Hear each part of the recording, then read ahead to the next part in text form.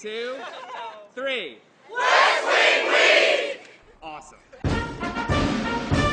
Welcome to the West Wing Week, your guide to everything that's happening at 1600 Pennsylvania Avenue.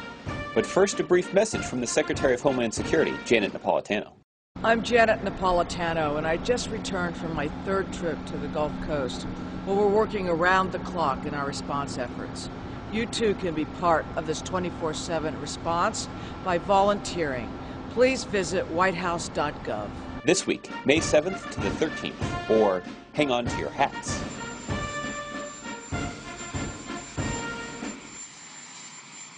On Friday morning, May 7th, President Obama met with his economic team before going to the West Side Driveway to make a statement about job growth in our nation's economy. This week's job numbers come as a relief to Americans who found a job, but it offers, obviously, little comfort to those who are still out of work.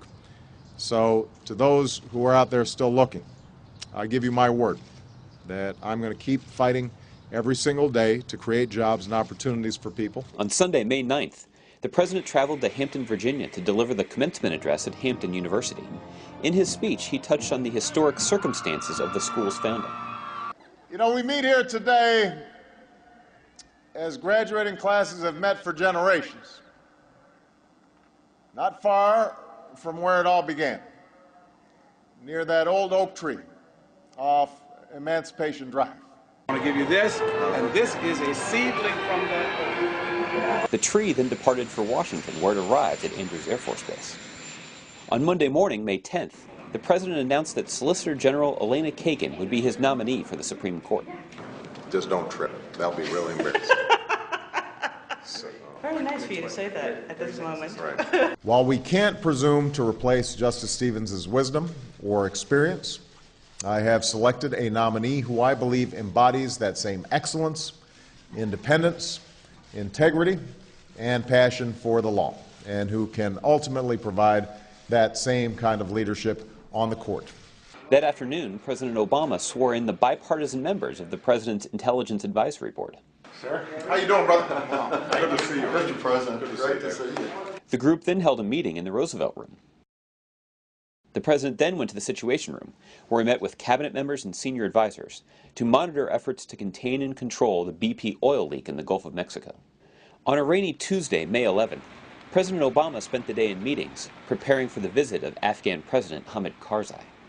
In addition to the other senior members of the President's national security team, Ambassador Carl Eikenberry and General Stanley McChrystal came in from Afghanistan to brief the President on the conditions on the ground.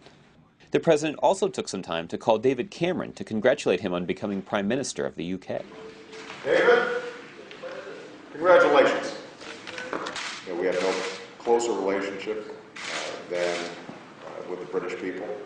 It is a relationship that has spanned generations, and that special relationship spans parties. On Wednesday, May 12th, President Karzai arrived at the White House to discuss a whole host of issues with President Obama and to assess the progress of our strategy in Afghanistan. There is no denying the progress that the Afghan people have made in recent years in education, in health care, and economic development, as I saw in the lights across Kabul when I landed, lights that would not have been visible just a few years earlier. Nor, however, can we deny the various serious challenges still facing Afghanistan. After 30 years of war, Afghanistan still faces daily challenges in delivering basic services and security to its people while confronting a brutal insurgency. Meanwhile, at Georgetown University, the First Lady attended the National Military Family Association Summit, a meeting focused on the needs of soldiers' families across America. Even with all this generosity and goodwill, many families are still not receiving all the support that they need. And that's another hard reality. And it's the reason that we're here today. On Thursday, May 13th, President Obama traveled to Buffalo, New York, home of the Sabres, spicy chicken wings, and Deputy Press Secretary Bill Burton. He also made a quick stop to sample some of the local cuisine. I ordered 10. I'll get 5 regular, but 5 extra Christmas. All right. How was that, son? You just had influence on the president. All right. The president stopped at Industrial Support Incorporated to see some innovative techniques at work in the electrical shop. This is fun. You're levitating. Hey. And to have a conversation with workers about the economy. But Buffalo, I did not run for president to preside over America's decline. I didn't run for president to watch the erosion of the middle class continue. I ran for president to keep the American dream alive in our time, for our kids. On his way back to Washington, D.C., the president stopped in New York City to visit with law enforcement officials.